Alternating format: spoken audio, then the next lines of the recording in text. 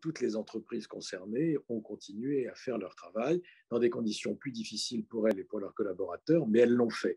Donc, je crois que, voilà, je pense qu'il y a aussi ce message pour le public en général, qui est quand même de prendre conscience que si on a pu être nourri, si on a pu bénéficier d'un certain nombre de choses dans ces périodes difficiles, c'est parce que les entreprises ont continué à travailler.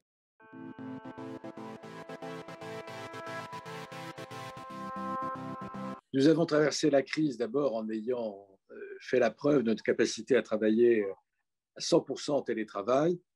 Tout le monde, on a des bureaux flex, tout le monde a des outils nomades et on prévenait les collaborateurs avant même l'annonce du confinement de l'an dernier de rentrer chez eux tous les soirs avec leur matériel pour le cas où ils ne pourraient pas revenir au bureau le lendemain.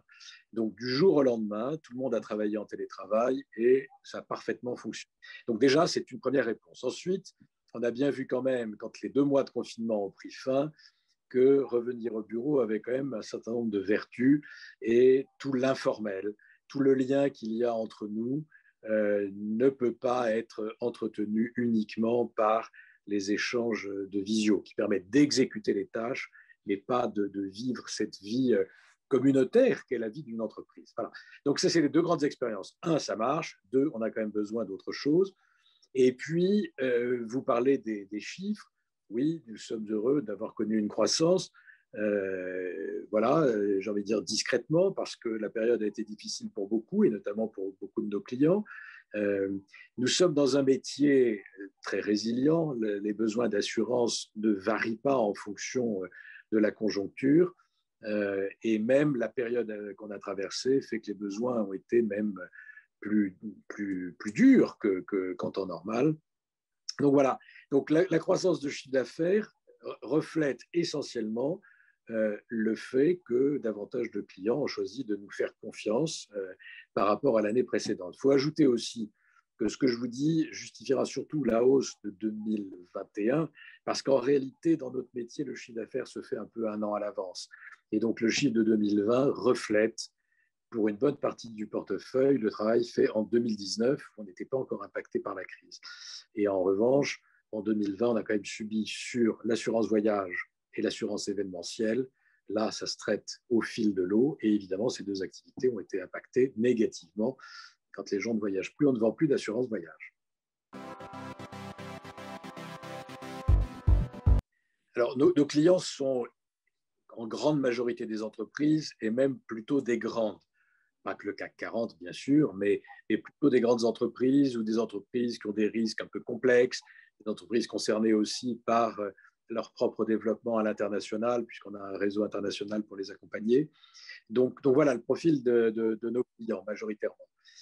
Leurs besoins n'ont pas vraiment changé dans cette période-là, il n'y a pas de risque nouveau.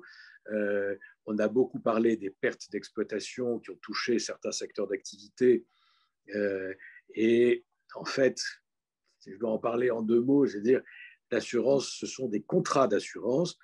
Le contrat prévoit que les choses sont couvertes et que d'autres ne le sont pas. Mais nous n'avons pas été très en difficulté sur le sujet. Voilà, si la clause est favorable à l'assuré, l'assureur doit s'exécuter. Si la clause n'est pas favorable à l'assuré, on est désolé pour lui, mais l'assureur n'a pas de raison de couvrir quelque chose pour lequel il n'était pas engagé. Voilà. Donc, pas vraiment de besoin nouveau, une tension qu'on a vue publiquement dans certains secteurs sur cette question des pertes d'exploitation. Ça n'a pas été un sujet critique sur nos clients. Et donc, pas vraiment de besoins nouveaux, pas vraiment de services nouveaux, mais cette tension que j'évoquais déjà a été très forte. Les assureurs ne souscrivaient pas facilement les risques, ils ne voulaient pas pour un certain nombre d'entre eux d'un certain nombre de risques. Donc, le placement des risques de nos clients nécessitait de repasser plusieurs fois devant les assureurs en modifiant les garanties dans un sens. Quand on n'y arrive pas au premier tour, ça veut dire qu'il faut présenter des conditions un peu plus favorables aux assureurs et donc un peu plus défavorables à nos clients. Donc il faut négocier. Et ce qui a vraiment changé, c'est que ce travail a été beaucoup plus stressant pour nos équipes que les années précédentes.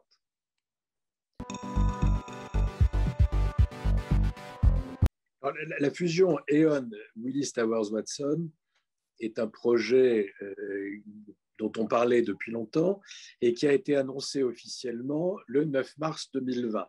Le lundi 9 mars, c'est le jour où les bourses ont plongé dans le monde entier à cause d'une bascule dans la crise du Covid. Donc ça ne s'oublie pas. Très vite, les dirigeants du groupe ont annoncé publiquement que l'opération se faisant par échange de titres, sans endettement, cette crise boursière, consécutive à la crise sanitaire, ne changeait rien à l'opération. Donc cette opération est lancée depuis mars 2020, ça fait déjà plus d'un an, et on en attend le closing pour l'été prochain. Donc c'est très long. Pourquoi est-ce que c'est si long? C'est parce que c'est le mariage du numéro 2 que nous sommes et du numéro 3 qui est Willis Towers Watson. Et ce mariage du numéro 2 et numéro 3 pose évidemment la question de la concurrence. Les autorités de la concurrence de l'Union européenne, des États-Unis, du Royaume-Uni, de quelques autres régions dans le monde, étudient le dossier de manière extrêmement précise depuis donc des mois. Et c'est ça qui fait prendre du temps. Aujourd'hui, l'annonce a été faite, je peux le dire, en France, alors que nous nous réjouissions d'avoir à fusionner nos équipes avec celles de Gras Savoye, parce qu'en France, Gras Savoye est la filiale à 100% de Willis Towers Watson. Cette fusion n'aura pas lieu, à grande échelle en tout cas. L'essentiel de Gras Savoye doit être vendu à un autre courtier international, Gallagher, et nous récupérerons les activités dites affinitaires de Gras Savoye et les activités de conseil en ressources humaines et retraite de Towers Watson France. Voilà. Donc voilà où on en est. Alors, est-ce que cette opération a encore du sens après la crise? Oui, tout à fait. Le rapprochement de ces deux grands groupes nous donne un éventail complet de compétences. On l'avait assez largement de part et d'autre, mais ça renforce encore les compétences du nouvel ensemble. Le slogan du groupe, d'ailleurs, est de dire « il ne s'agit pas d'être plus gros, il s'agit d'être meilleur ». Voilà, dit en anglais, mais je vous le traduis. Oui, ça garde tout son sens. Et puis pour nous en France, même si la fusion se réduit à beaucoup moins que ce qu'on espérait, ce sera quand même un enrichissement aussi.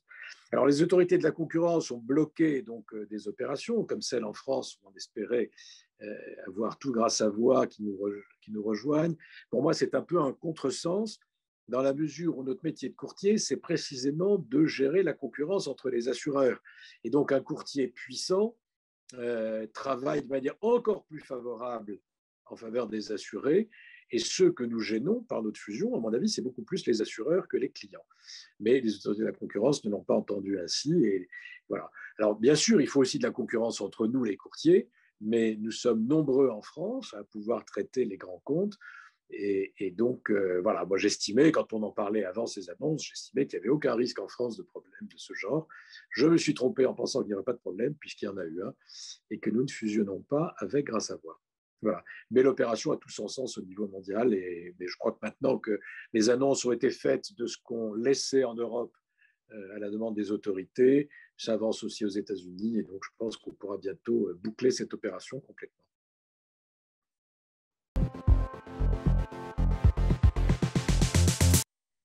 Je pense que la loi Pacte va dans le bon sens. Ensuite, je crois aussi que ce genre de loi suive un peu les mouvements de fond qui ont lieu dans la société, plus qu'elle ne les provoque. Ces mouvements de fond existent au monde entier, dans des pays dont la culture est très différente d'une autre, comme les États-Unis. Le Business Roundtable se mobilise en faveur d'un capitalisme responsable. Donc on voit bien que il y a des tendances de fond un peu partout. Alors oui, le besoin de sens existe. En même temps, je crois que la crise a montré partout l'efficacité des entreprises privées, qui dans bien des cas se sont révélées beaucoup plus efficientes, notamment dans l'urgence qu'un certain nombre de services publics. Je ne veux pas leur jeter la pierre, on a besoin d'eux aussi, mais ils se sont ajustés, pour un certain nombre d'entre eux, plus lentement que les entreprises privées qui ont continué. On n'a pas eu de pénurie de nourriture, on a eu de pénurie de rien du tout dès les premiers temps de l'arrêt brutal de beaucoup de choses dans le pays. Et donc, toutes les entreprises concernées ont continué à faire leur travail dans des conditions plus difficiles pour elles et pour leurs collaborateurs, mais elles l'ont fait.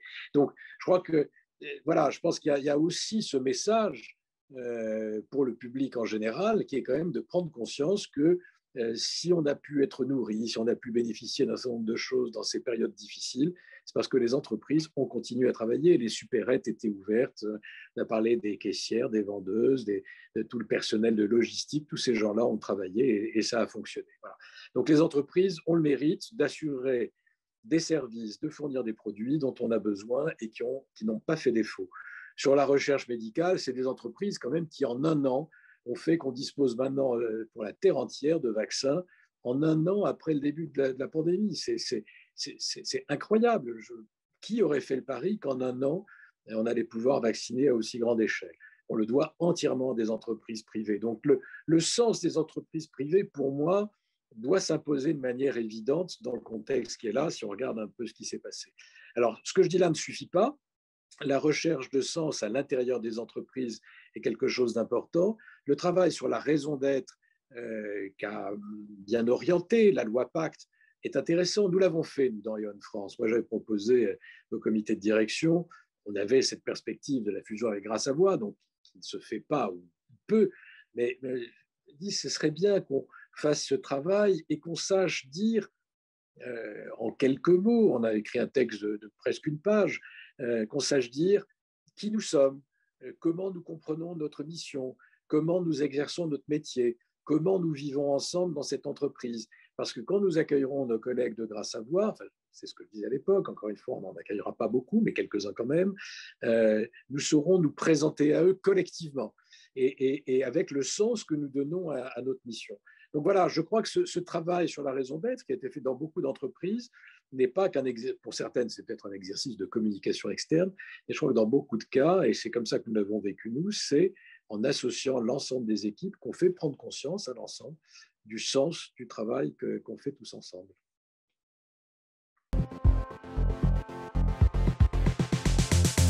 Alors, mes objectifs pour 2021, écoutez, c'est de bien vivre cette année et le retour à une vie normale, parce que je crois que ce qu'on a vécu est une parenthèse quand même douloureuse, et je ne suis pas le plus à plaindre sur cette parenthèse, mais c'est quand même une parenthèse, et je crois que la réouverture des terrasses, la réouverture des musées, des cinémas, va provoquer un rush de tas de gens qui ont manqué de tout ça. Je crois que c'est pas du tout. Moi, ce qui m'a choqué dans la période qu'on a vécue, c'était l'appellation essentielle, non essentielle. Me dire que le pain est essentiel, mais que le cinéma ne l'est pas, je ne suis pas d'accord. Voilà, je crois que cet arbitraire a beaucoup gêné. Et ce que j'attends, c'est de retrouver une vie normale. Moi, je m'y efforce, aussi bien en famille que dans l'entreprise.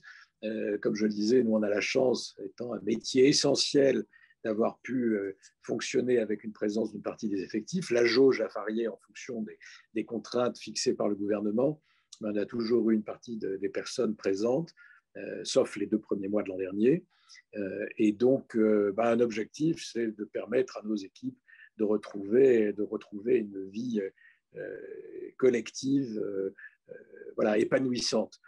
Nos élus du personnel nous demandent d'ailleurs qu'on rende obligatoire le retour à une certaine dose. Je ne veux pas dire quelle dose là, ce n'est pas le sujet, on en discutera, mais le retour obligatoire de chacun à une certaine dose. Parce que voilà, ils comprennent, comme la direction, que cette aventure collective a besoin quand même qu'on se retrouve, qu'on se rencontre. Voilà. Donc, premier objectif, vraiment, objectif majeur pour moi, c'est cette reconstruction après cette parenthèse. On aura beaucoup de choses, beaucoup d'enseignements à en tirer en se retournant sur cette période quand on en sera complètement sorti. Comme toutes les périodes de grande crise sont des accélérateurs d'un certain nombre de mutations, et il en ressort des bonnes choses, mais aussi beaucoup de souffrances en chemin. Donc voilà, c'est sortir des souffrances, penser les plaies là où il y en a, et le plus vite possible favoriser un retour à une vie normale. Voilà, alors je crois que je l'ai dit, les entreprises ont joué un rôle majeur dans cette période.